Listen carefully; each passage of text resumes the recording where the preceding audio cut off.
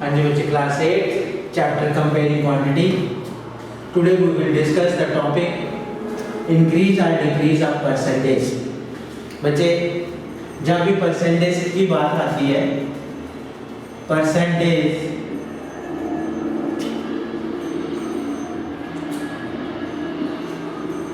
इसका मीनिंग आपको पता है, इसका सिंबल जो होता है वो ये है, और मैथमेटिकली इसकी वैल्यू जो है वो 1/100 होती है। तो आज हमने पढ़ना है कि परसेंटेज में इंक्रीज और डिक्रीज के बाद में किस तरह से उस क्वांटिटी में जो है वो एक चेंज आता है। कैसे, आप एग्जाम्पल देखिए। जब भी हम एग्जाम्पल के तौर पे ये कह देते हैं कि 20% ऑफ ऑन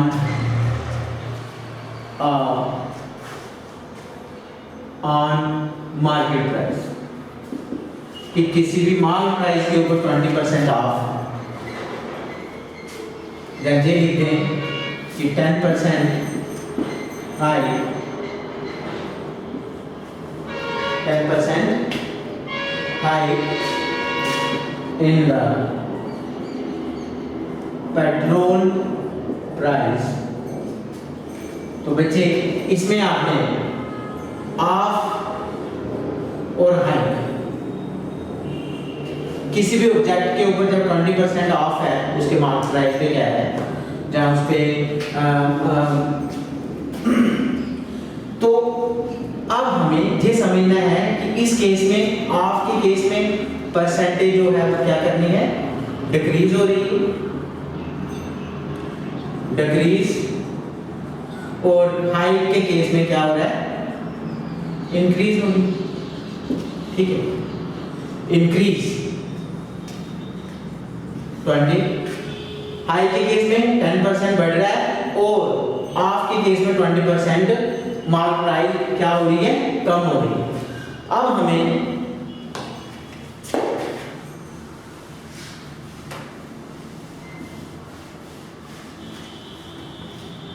लेट करते हैं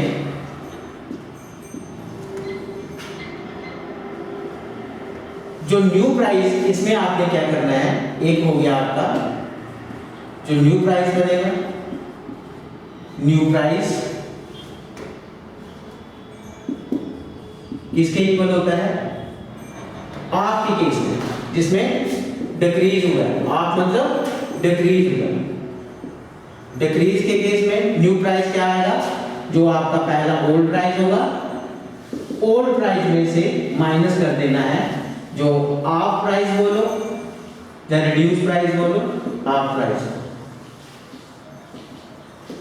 अब हमें प्राइस तक कैसे पहुंचना है, अब हमने परसेंटेज को लेकर के, परसेंटेज का सहारा लेकर के किस तरह से हमने जो उसमें वो वैल्यूज बतानी है वो कैसे बताएं।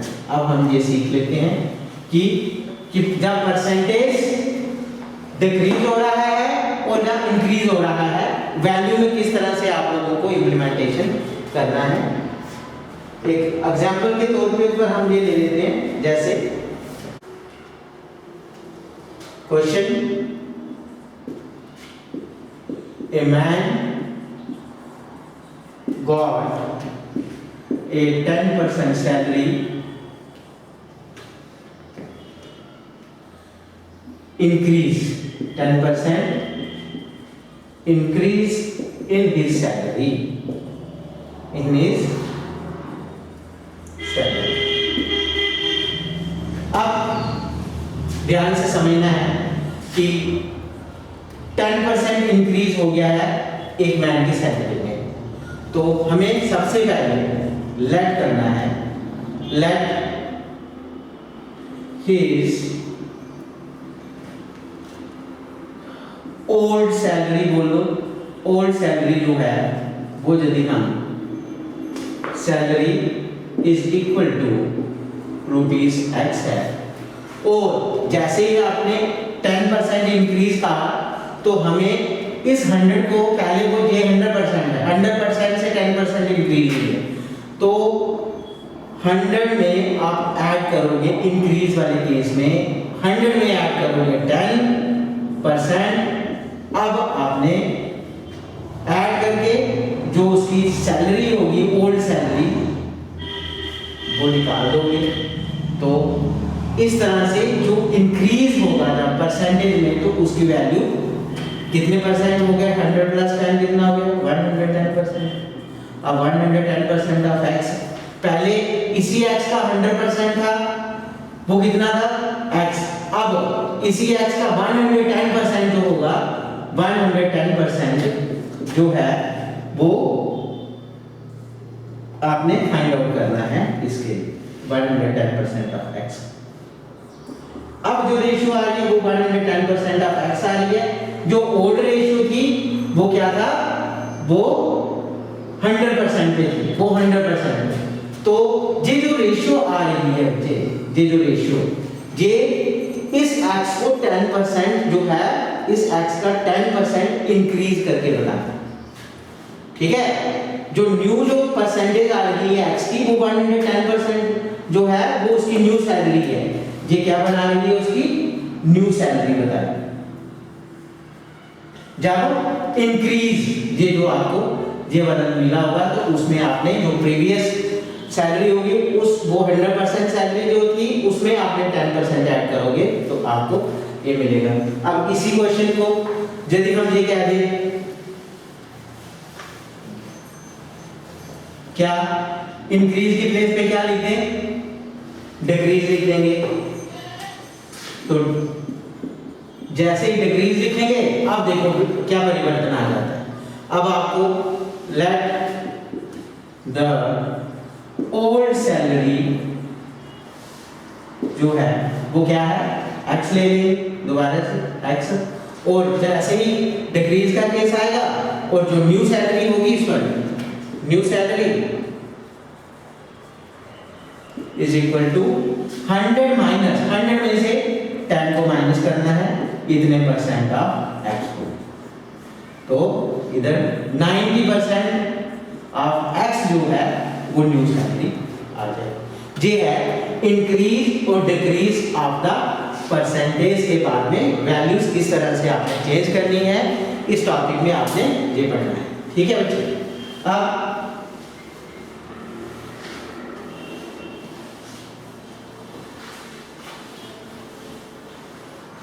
नेक्स्ट जो टॉपिक है वो है डिस्काउंट। बच्चे जो डिस्काउंट है, इसमें हमने कौन कौन सी टर्म्स को हमने क्लेरिफाई करना है? एक डिस्काउंट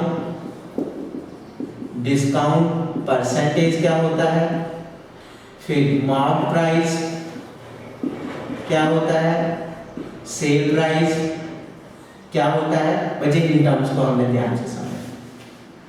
ठीक है? अब ये जो मार्क प्राइस और सेल प्राइस जो है, ये आपको पता है कि मार्क प्राइस क्या होता है? जो मार्क किया गया होता है किसी ऑब्जेक्ट के ऊपर।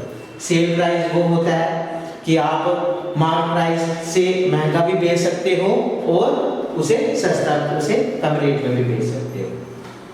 तो डिस्काउंट हमेशा, जो डिस्काउंट है उसका मतलब डिस्काउंट जो है बच्चे,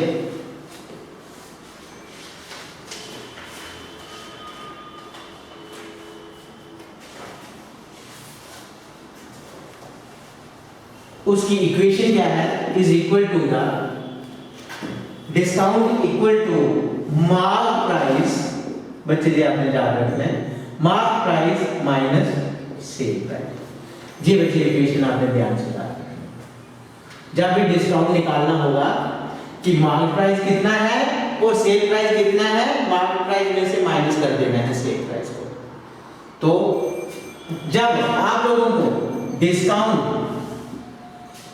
परसेंटेज निकालना होगा, तो जो डिस्काउंट आएगा उसको ऊपर रखोगे। अब इन दोनों में से जो बेस बनाना है बच्चे, वो मार्क प्राइस का बेस बनेगा। मार्क प्राइस मल्टीप्लाई जो 100 करोगे वो जो है वो डिस्काउंट परसेंटेज निकल जाएगा। ठीक है बच्चे, इन टर्म्स को आपने ध्यान से देखना है। डिस्काउंट परसेंटेज जो होता है वो discount divided by mark price multiply 100 होगा। तो डिस्काउंट कैसे निकालते हैं, मार्क प्राइस में से माइनस करेंगे सेल प्राइस को, तो हमें डिस्काउंट मिल जाएगा। ये बेस जो आपने इसमें याद रखना है कि जो बेस बनाना है वो कभी भी सेलिंग प्राइस का बेस नहीं बनाना है। जब भी डिस्काउंट परसेंटेज को फाइंड आउट करना होगा वो मार्क प्राइस का ही सेल बनाना है, बेस बनाना है। सो ठीक है, अब हम इसे एग्जांपल लेके समझते हैं।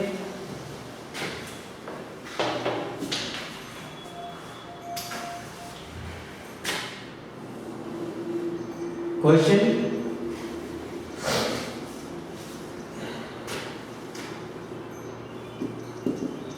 an item marked at rupees 840 rupees sold is equal to rupees 714। अब आपको डिस्काउंट भी निकालना है और डिस्काउंट परसेंटेज भी निकालनी है। डिस्काउंट परसेंटेज को फाइंड आउट करना। अब सबसे पहले हमें मार्क प्राइस कितनी है सॉल्यूशन में, पहले मार्क प्राइस लिख लो। Mark price equal to rupees 840 है और सोल्ड मतलब बेचा, सेल प्राइस जो है वो रुपीज 714 है। डिस्काउंट अभी आपने पीछे देखा था कि discount is equal to mark price minus sale price आएगा।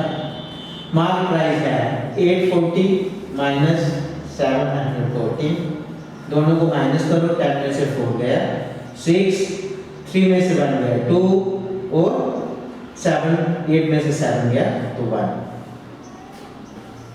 सॉरी इधर 3 रह गया, 3 में से 1 गया तो 2, 10 में से 4 गया 6, 3 में से 1 गया 2, 8 में से 2।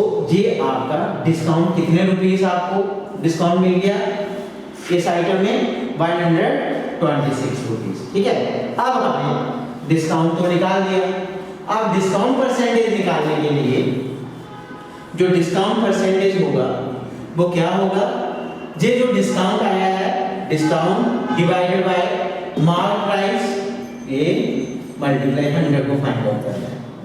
डिस्काउंट कितना है 126, मार्क प्राइस कितना है 840, मल्टीप्लाई 100 करना है और इसको आप लोगों ने कैलकुलेट कर लेना है, फिर आपको डिस्काउंट परसेंटेज भी निकल जाएगा।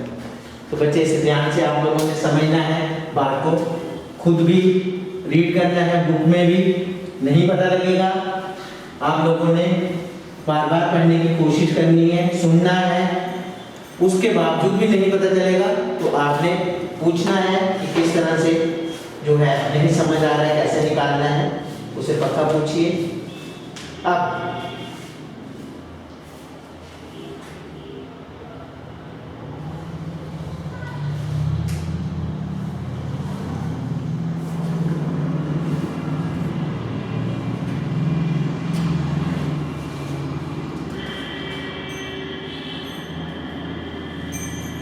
आप लोगों ने पिछली क्लास में भी पढ़ा हुआ है, जो टॉपिक है वो है प्रॉफिट एंड लॉस। तो जब प्रॉफिट और loss already familiar with these terms, पिछली क्लास में आपने पढ़ा हुआ है कि प्रॉफिट जो होता है वो किसके इक्वल होता है, वो होता है सेलिंग प्राइस। कब प्रॉफिट को समझने के लिए सेलिंग प्राइस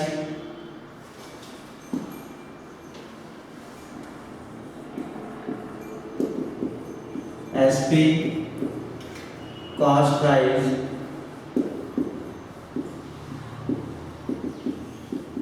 सीपी, जिस केस में एसपी की वैल्यू ज़्यादा होगी सेलिंग प्राइस से, कॉस्ट प्राइस से, सॉरी सेलिंग प्राइस बड़ी होगी, कॉस्ट प्राइस छोटा होगा, उस केस में हमेशा हमें क्या मिलेगा?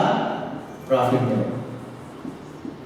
और प्रॉफिट जो होता है वो कितना मिलेगा?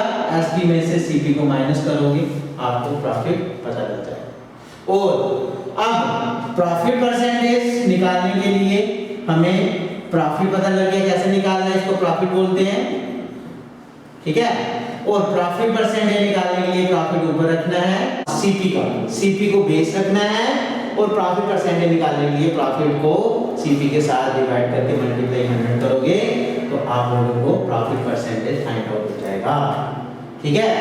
अब जिस केस में सीपी बड़ा होगा एसपी छोटा हो जाएगा, जिस केस में सीपी बड़ा होगा एसपी छोटा होगा, हमें हमेशा क्या क्या होगा उस समय? लॉस। और लॉस फाइंड आउट जो बड़ा है उसको पहले रखना है, सीपी में से माइनस एसपी निकलेगा।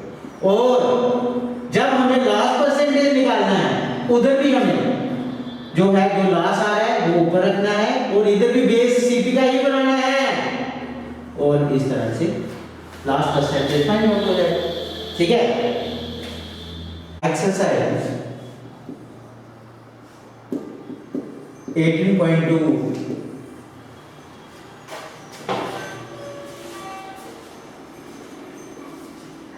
क्वेश्चन नंबर 1 सभी बच्चे बुक से पढ़ेंगे। A man got 10% increase his salary if his new salary is ₹1,54,000 find its original salary. बच्चे इस क्वेश्चन में हमें गिवन क्या दिया गया है, सॉल्यूशन लिखेंगे आप। सबसे पहले इंक्रीज इन सैलरी परसेंटेज में दिया गया है इज इक्वल टू 10%, ठीक है। और आपको न्यू सैलरी दी गई है, new salary is equal to rupees जो है 1,54,000 दिया गया है, इतना, ठीक है बच्चे। आपको कहा गया है ओरिजिनल मतलब क्या हो गया है? ओरिजिनल सैलरी का मतलब है ओल्ड सैलरी बोल दो आप, न्यू के हिसाब से ओल्ड सैलरी बोल दो। ओल्ड सैलरी जो है वो हमें पता नहीं है, लेकिन वो हमें फाइंड आउट करना है। और बस ये बच्चे आपका क्वेश्चन। इंक्रीज कितने परसेंट बढ़ गई है? 10% बढ़ गई है। न्यू सैलरी अमाउंट आपको दिया गया है कि इतना अमाउंट है, और ओरिजिनल मतलब ओल्ड सैलरी पीछे जो आई है वो निकालनी है। अब इधर से आपने ये स्टेप इसे देख के स्टेप लिखो। जब भी इंक्रीज सैलरी और न्यू सैलरी दी गई है तो पीछे आना है ओल्ड सैलरी, पीछे वाली सैलरी बतानी, तो इसका 10% जो है 10% हम क्या करते हैं? सबसे पहले लेट करते हैं, लेट ओल्ड सैलरी बोलो या ओरिजिनल सैलरी बोलो, let old salary is equal to ₹X, ठीक है। अब हमें जो ये 10% इंक्रीज हुआ है ये एक्स सैलरी पे हुआ है, तो 10% increase in salary, increased salary, increased जो बढ़ गई है salary, increase salary is equal to percentage में हमें increased salary is equal to 100 plus 10% equal to x। और इन दोनों को ऐड करो, 110% ऑफ x जो है उसको आप इंक्रीज सैलरी भी बोल सकते हो और न्यू सैलरी भी बोल सकते हो आप। वो किसके इक्वल आ गया? 110% ऑफ x। और जे आपको अमाउंट उन्होंने दिया गया है कि जो न्यू सैलरी है वो कितनी है, अब इसे और इसे ये दोनों को आपस में इक्वेट करना है अकॉर्डिंग टू क्वेश्चन में हमें फ्रॉम फर्स्ट एंड सेकंड, इसे आप फर्स्ट का नाम दे दो, इसे आप सेकंड का नाम दे दो। From first and second we get, हमें क्या मिलता है कि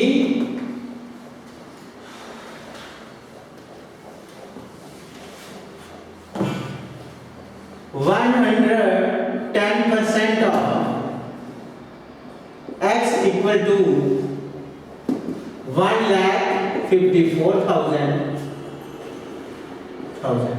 इधर से बच्चे फिर आपको x की वैल्यू को कैलकुलेट करना है। वो कैसे कैलकुलेट करना है, वो कैलकुलेशन आप लोगों को पता है कैसे करते हैं।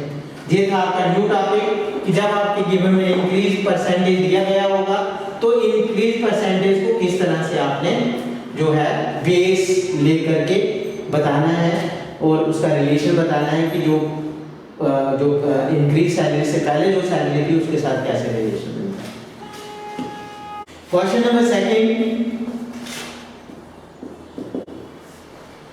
on Sunday 845 people went into the zoo.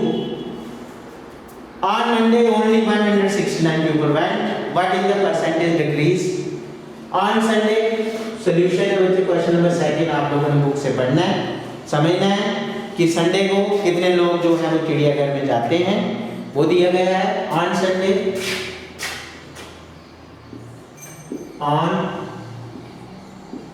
Sunday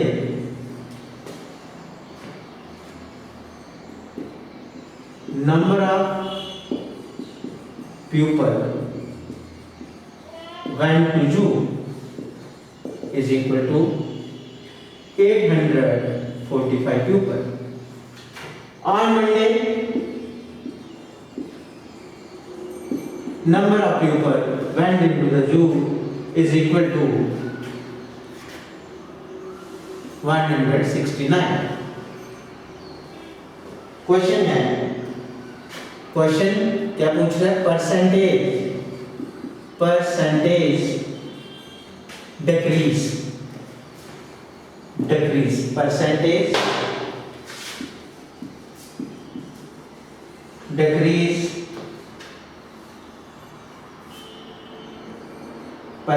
decrease in the pupil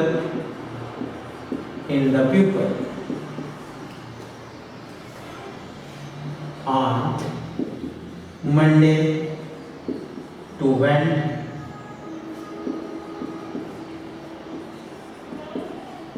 you, ये हमें क्वेश्चन पूछ रहा है। देखो बच्चे आपको क्वेश्चन में नंबर्स में दिया गया है और आपको परसेंटेज में आंसर बताना है कि मंडे के कंपेयर में संडे के कंपेयर में मंडे में कितने लोग कम आए और उसकी परसेंटेज क्या है। अब सबसे पहले हमें कि क्या निकाल लेंगे, number of people reduce, number of people reduce नहीं बोलेंगे हम इसमें, number of people less, number of people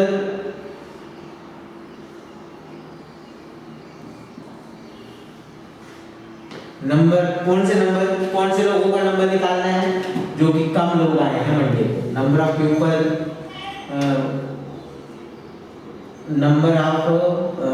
people बोलेंगे कि सबसे पहले हम 845 इन लोगों में से 169 माइनस करेंगे और जब माइनस किया 15 में से 9 गया तो 6 आ गया और नेक्स्ट 13 में से 6 गया तो 7 आ गया, 7 में से 1 गया तो इतने लोग। ये कौन से लोग हैं जो मंडे को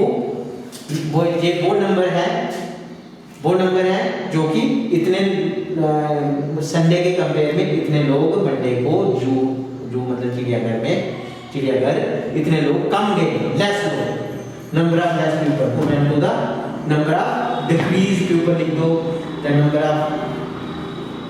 number of decrease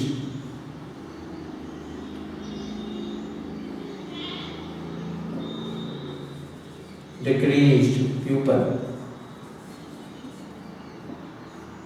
is equal to, ठीक है, इस तरह से। अब आपको क्वेश्चन में अब डिक्रीज नंबर तो आपके पास आ गया है, अब किसके कंपेयर में वो क्या रहा है क्वेश्चन में किसके बेस क्या बनाओगे, संडे वाला नंबर का बेस बनाओगे कि मंडे वाला नंबर का बेस बनाओगे।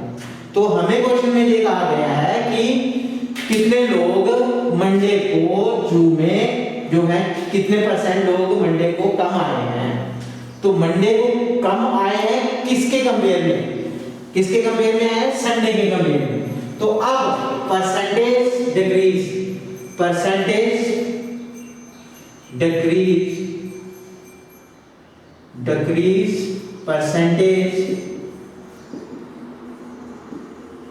इज इक्वल टू, ये जो डिक्रीज नंबर आया है 676 डिवाइडेड बाय, इसको बेस बना करके संडे को कितने लोग आए थे 845 मल्टीप्लाई 100, इसे फाइंड आउट करेंगे।